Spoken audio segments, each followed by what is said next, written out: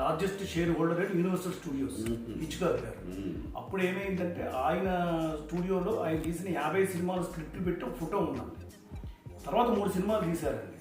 దానికి ఏం చేసామంటే మనం ఇప్పుడు ఎలాగా అని చెప్పి ఈశ్వర్ గారితో వేయించానండి ఆర్టిస్ట్. వారు అవును సార్, ఆయన వేసిన లాస్ట్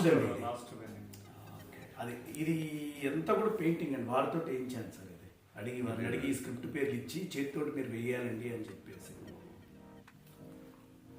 ఇది ఇప్పుడు ఇది కొన్నాళ్ళు కూడా 10 రోజుల పాటు నాతో ఉంచుకుంటే ఎప్పుడో ఖాళీటప్పుడు చూసుకుంటుంటారు. ప్రపంచ మామూలుగా వరల్డ్లోనేనండి. ఎక్కడో ఇంగ్లాండ్లో పుట్టి అమెరికాకి వెళ్ళి హాలీవుడ్లో స్పీల్బెర్గ్, మార్టిన్ స్కోర్సెసీ, బ్రెయిన్ డీ పామా, ఇప్పుడు వచ్చిన జనరేషన్ వాళ్ళు కూడా క్రిస్టఫర్ నోలన్కి ఇన్స్పిరేషన్ హిచ్కాకేనండి. అంటే సస్పెన్స్ ఎట్లా ట్రాన్స్లేట్ చేయించి ఎక్కడన్నా బయట లాంచ్ చేపిద్దామని అనుకుంటున్నాను సార్.